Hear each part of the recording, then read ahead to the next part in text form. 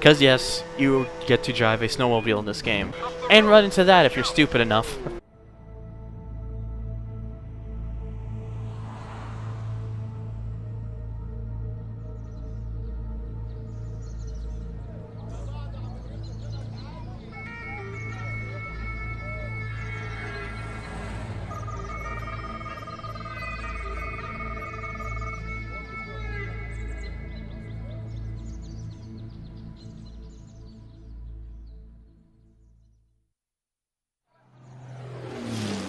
We're gonna flip the Jeep with a cannon roll on this movie.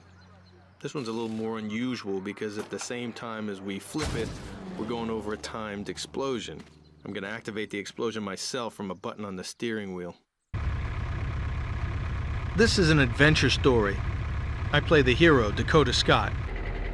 He has to find the ancient Scarab before the bad guys, or it's bad news for everyone. I'm in the Jeep and have to get to the temple where the Scarab's been taken. The only way there in time is through the town, and it's garrisoned. What's up, everybody? This is Thunder from HG Central, and welcome to part 5 of Stuntman. We're now on to the 5th film, the second last we're going to be doing in the career mode, and this is the Scarab of Lost Souls. As it wasn't obvious enough, this is of course a reference to the Indiana Jones franchise, because, well, yeah, okay. I don't really think I need to explain it. I should have mentioned a conspiracy, I think, because I forgot to mention it. I would say it's kind of like a Tom Clancy film. Looks a lot like it, at least. But this first stunt here is pretty simple. I managed to do it in the first go on this, which is always nice. You mostly just have a couple e-brakes, a few jumps, getting close to explosions, just running into a few things, and a cannon roll that you're going to see at the end. Though this time you're not getting hit by a white van to cause the cannon roll, so but yeah, it's pretty simple. Not really a lot of trouble here. Just get it down and you'll be good. That's pretty much all I can really say about it. But yeah, it is a decent way to start off the movie, though. Not too hard, but not too overly dramatically easy. That it's almost like oh man, I almost failed. Almost too like stupidly easy that it's insulting you. And there was the cannon roll. An explosion from the side caused it this time, even though I was a bit away from the explosion. Explosions can do magic. Just ask Michael Bay. And there's the Jeep that we have unlocked for our new car. Cue the music from The Price is Right, as well as a big ramp for an arena toy. Awesome. So anyways, let's move on to the next stunt.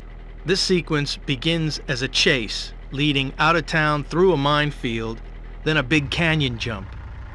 This stunt ends with me lining up the car with the pillar, accelerating, then jumping out before impact. Right, now for the second stunt in this film. It's mostly a lot of chasing. The biggest problem with this vehicle, though, here that you drive for this one is that it's slow, it's sluggish, and it's terrible for durability. Very little damage can be that you can actually take with this vehicle before you can total it out. It's garbage. It's probably one of my least favorite vehicles in the game, but thankfully you only have to use it for this one stunt. I'm glad they don't overuse it.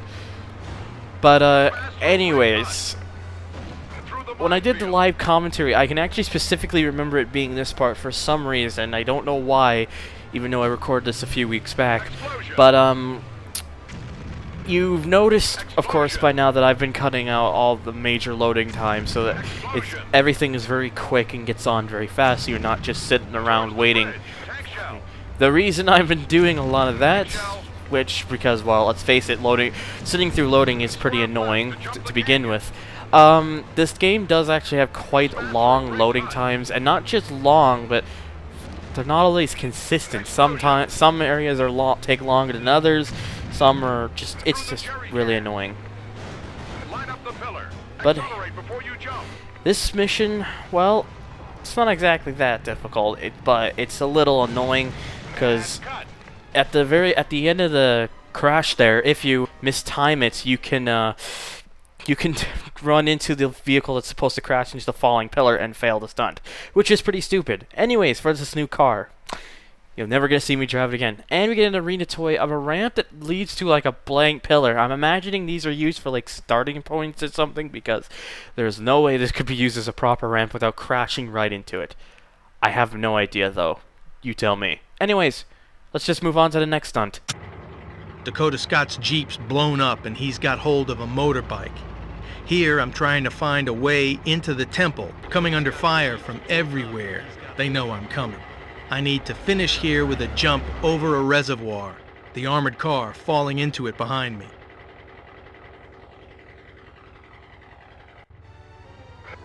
Okay, there really must be something about this game that really makes you want to feel all the struggle when you drive anything with at least 2 or 3 wheels. At least not so much with the tuk-tuks that we saw in Blood Oath, but when I was doing this, this took me literally over 40 attempts to get the perfect run. So, could you classify it as Nintendo hard? Sure, but there's also a little bit of a something to keep in mind. It's not that this is fairly extremely difficult. It's not I don't consider it micro-light levels of difficult. The problem is that the bike's difficult to control. It can flip very easily. You can get off course very easily. You can probably run into some blunder. It makes like small blunders too many times for me to honestly count. You can miss land or your jump that's about to come up here, like this ramp here. You have to be very careful with it, and I kept just going right off. There's just a lot of too easy to fail parts basically in this, and that can really ruin your run. So that's why it took me so many attempts. But I did manage to get this done, and this is of course the attempt you're seeing. Even though I do that, because again, this bike's not the easiest thing to control. Why does it even have the passenger seat there for? Like, what's with that extension? And when they don't need it, was it just basically the game's way of having the proper physics detection for it? I don't know. But anyways, I managed to finish it at least. Thank God. Even though I did this a few weeks ago. Why am I saying thank God a few weeks later? Whatever. I can't even get my mind comprehended anymore. Well, that's what happens here at HG Central. And there's the bike that we just won because we just drove it in this stunt, as well as a target pad. For what exactly does it do? Well, you'll see in the bonus video. Anyways, 4th and final stunt for this film. One of the key lessons about stunts is to plan. We get our toy cars out and work everything through, drawing chalk marks on the road in detail before they've even put film in the camera. You want to do everything you can to eliminate chance. You plan and keep planning till you've plugged up every hole you can find. Dakota Scott escapes interrogation and knows the Scarab's been taken to the U-boat bound for Germany. He steals an armored car to stop it leaving, causing mass destruction on his way. For the ending, I need to jump right into the rigged conning tower of the submarine. And here we are for the last stunt of the movie. This one's not exactly too difficult, and in all of the vehicles that you drive in this one, this is by far my favorite. This big armored car with the tank shell is quite a badass machine. It's got a lot of good durability, handles quite nicely, decent power to it, a lot of fun to use. And you actually get to fire at something and bring it down. I thought I misaimed there, but nope, it came down. So I just kept going. I think this took me at least about a dozen attempts, so not the easiest to do, but it's not overly hard either. Just get your things down, and you'll be bound to get it. The overtake can be a little annoying if you're off or not at the right angle. I've always found that no matter how many times I do that jump, I can never land awkwardly. I always come down perfect. I don't know if it's just I'm very good at that jump or that's just how the jump is. Maybe it's a bit of both. And here's my favorite part. Just jumping through a goddamn wall. That is, well, the sweetest thing about this whole stunt right there. It's a pretty awesome part. And you get to remove a corner off a building. What's not to love about this stunt? It's one of my favorite stunts in the entire game. And then of course, you get to have a fiery explosion for a finale. The big jump into the water. I forgot to floss. Oh no. I'm sorry. And I got promoted to coordinator. Oh yeah. And of course, there's our armored car for a new car. And we got a promotion vehicle, a regular Jeep. Awesome. I like that. And we get a loop for our new arena toy. Movie time.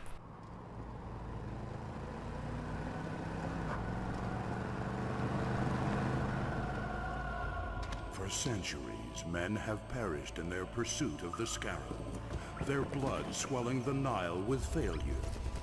Now, Reflections takes you back to this astonishing adventure into time. It's not just lost.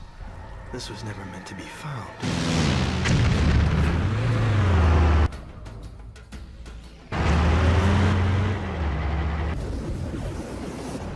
He's here. He's come for the Scarab. The scrolls say whoever can harness his power Has the touch of death over all the living things.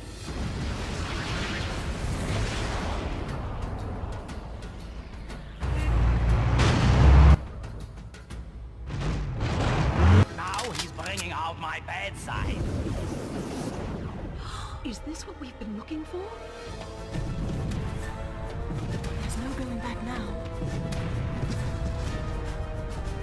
Do you know what you found? Beyond what you can know.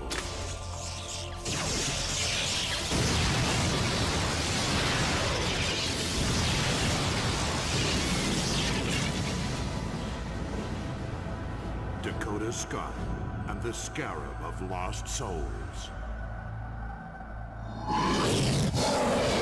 It's time for the big event. A new world record attempt. And with the aid of nitrous oxide, we're hoping to double the current world record and jump a distance just over 140 meters. That's a massive 460 feet. The Stuntman is looking to clear 36 buses parked side by side. And if that's not enough for you, we're going to add a loop right at the start. And now we are brought to the very last and most difficult arena stunt of them all. Why is it difficult? Well, after you get through this loop here, which I always do in bumper view because it's the easiest way to see you going through the loop, the timing for the nitro to hit is very specific. You just gotta get it right, and hopefully get the jump right, or else you're gonna crash right into the buses, and it's quite annoying. But once you get it down, you break a world record in the game. And our car, of course, is one of the trucks that we've seen in the Scarab that we never actually driven. So hey, how about it? So anyways, for part 6, when we come back, we're going to be taking a look at the final film, Live Twice for Tomorrow. And for the meantime, I thank you guys for watching, and take care on the YouTubes and or GameAnyone.com.